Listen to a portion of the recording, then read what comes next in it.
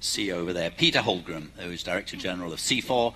You must look out at this, Peter, and because you're one of the great architects of this meeting, and feel, my goodness me, we're on the way, right? So tell us what's on your mind now. Thank you, Andrew. Is this now on? Yeah, thanks. Thanks, Andrew. Yeah, it's amazing, the interest, the contribution, so many partners contributing to this forum. And we really need to think hard about where do we go from here. So I would start by saying that this year we really need to focus on the how. Last year it was pretty much about the what. What is this? Why are we here? Why do we start working together? We figured out it's a good idea, but now we need to dig in and figure out what's the how. How do we do it? And why do we believe in the landscape approach in the first place? You asked that question too, Andrew. And I think the answer is simply that all of us agree, and if somebody doesn't, please raise your hand. All of us agree that healthy landscapes are necessary for delivering both on the climate challenge and on all aspects of sustainable development. And it's a pretty big chunk of the solutions we're talking about. And I challenge you today to think big. Think about the big picture here. It is the planet, it's all the landscapes. This is a prime forum for debating how we can find those integrated solutions. We must see the scaling up. We must not be satisfied with individual case studies or piecemeal approaches. We need to think big, and I challenge you to do that in this year's forum. And also, of course, as Rachel also pointed out, it's urgent. We need to work fast, and we need to be committed to move forward. For too long have we been stuck in sectorial priority settings. Now we have the chance to change that across forestry, agriculture, smallholders, corporate sector, finance sector. It's a lot to do. Let me give you a CIFOR perspective here also. From CIFOR we come, of course, from the forestry perspective. We look at the many contributions that forestry as a sector can make across these agendas.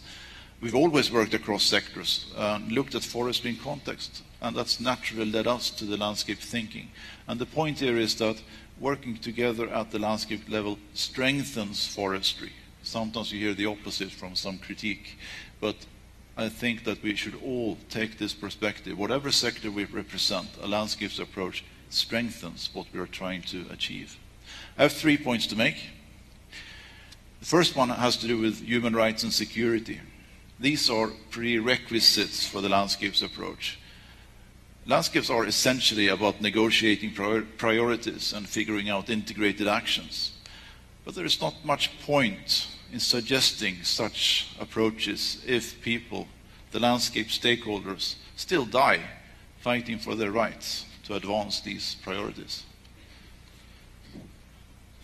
Further, of course, we have equity, health issues, food security, and gender that are aspects that overlay the landscape ambitions. There is a bigger picture also on the agenda side. Secondly, finance. Finance for sustainable land use must evolve. Many of the priorities for the landscapes go beyond economic return as such, but it's clear that the finance sector, and then I'm talking about the private finance sector, must step up if we're serious about the landscape approach and if we're serious about scaling up. And sorry to say, but a green climate fund will not do the trick. It will be very helpful, it will commit the politics and etc., but it will not be enough. We need to connect the large capital funds with the needs of the small producers for investments in land use. We need to talk trillions, not billions. We need to simplify, we need to pave the way through smart sustainability indicators, lower transaction costs, and improving risk management. Finance is a big challenge. Third point, last point. The knowledge sharing has to improve.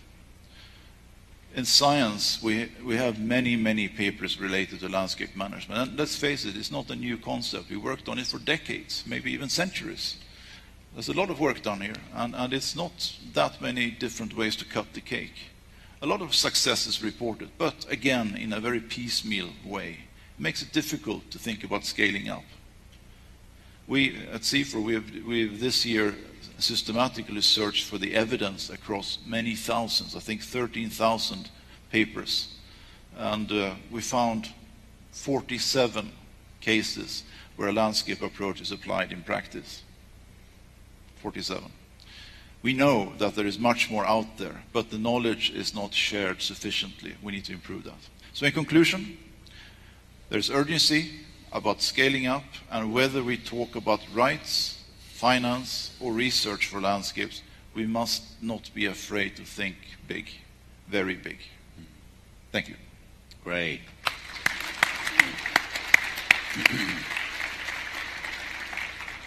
Thank you, Peter, very much indeed. Daniel Nepstead is the Executive Director of the Earth Innovation Institute.